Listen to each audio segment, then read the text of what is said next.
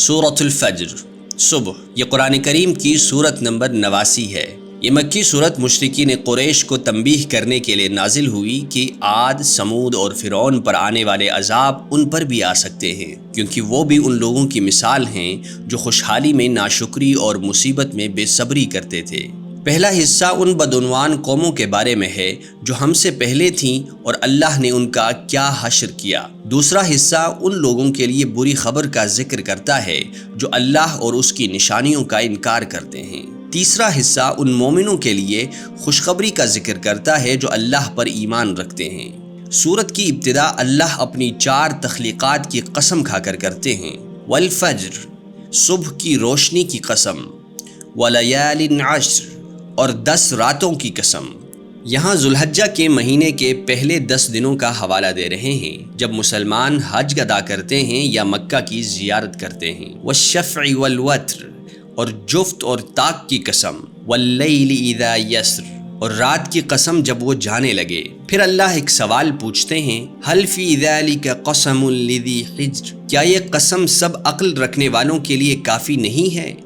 اللہ 3 قدیم اور طاقتور تہذیبوں کا ذکر کرتے ہیں، عاد، ثمود اور فرعون کے لوگ۔ الم تر کیف فعل ربک بعاد، کیا تم نے نہیں دیکھا کہ تمہارے پروردگار نے عاد کے ساتھ کیا کیا؟ ارم ذات العماد، وہ ارم جو ستونوں والے تھے۔ التی لم یخلق مثلها فی البلاد، وہ جن کے مانند پیدا نہیں کیے گئے تھے کسی بھی ملک میں۔ وثمود الذین جابوا الصخر بالواد، اور ثمود جنہوں نے پتھر کی وادی میں چٹانوں میں اپنے گھروں کو تراشا تھا۔ وفرعون ذی الاوتاد، اور بلند و بالا عمارتوں والے فرعون کے ساتھ کیا کیا؟ الذین طغوا فی البلاد، انہوں نے زمین میں ظلم و زیادتی کی۔ فاکثروا فیہا الفساد، اور وہاں فساد پھیلایا۔ فصب علیہم ربک سوط عذاب، پس تمہارے رب نے ان پر سخت عذاب نازل کیا۔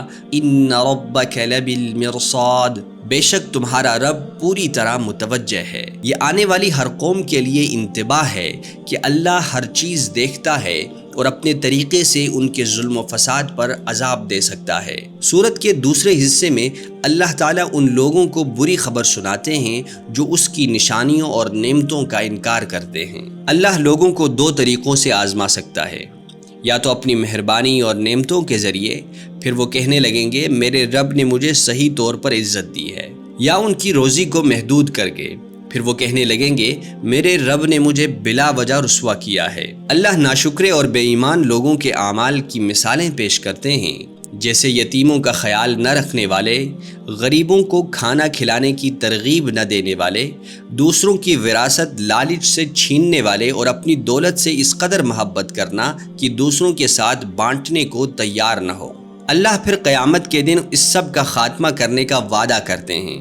کلا اذا دکت الارض دکا دکا، بس جب زمین مکمل طور پر بار بار کچلی جائے گی۔ وجاء ربک والملک صفا صفا، اور تمہارا رب فرشتوں کے ساتھ صف در صف فیصلہ کرنے کے لیے جلوہ فرما ہوگا۔ وجیء یومئذ بجہنم یومئذ یتذکر الانسان وانى له الذکریٰ، اور اس دن جہنم سامنے آئے گی۔ یہ وہ وقت ہوگا جب ہر کافر اپنے گناہوں کو یاد کرے گا، لیکن اس وقت یاد کرنے کا کوئی فائدہ نہیں ہوگا۔ یقول یا لیتنی قدمت لحیاتی، وہ کہیں گے کاش ہم نے اپنی حقیقی زندگی کے لیے کچھ نیک اعمال کیے ہوتے۔ فیومئذ لا یعذب عذابہ احد، اس دن وہ انہیں سخت عذاب دے گا جو کبھی کسی کو نہیں دیا گیا۔ ولا یوثق وثاقہ احد، اور انہیں ایسے مضبوطی سے جکڑ دے گا جیسے کبھی کسی کو نہ جکڑا ہو۔ اللہ پھر ان لوگوں کو خوشخبری دیں گے جو اس پر ایمان لائے اور صرف اس کی عبادت کی۔ یا ایتھا النفس المطمئنہ، اللہ فرمائیں گے اے مطمئن روح، ارجعی الی ربک راضیۃ مرضیہ، اپنے پروردگار کی طرف لوٹ چل، تو اس سے راضی اور وہ تجھ سے راضی۔ فادخلی فی عبادی، پس تو میرے بندوں میں شامل ہو جا۔ وادخلی جنتی، اور میری جنت میں داخل ہو جا۔ آج ہی ہماری ویب سائٹ پر جائیں اور ہمارے مشن میں ہماری مدد کریں۔ مزید ویڈیوز اور مواد تک رسائی کے لیے ہمارے YouTube چینل کو سبسکرائب کریں۔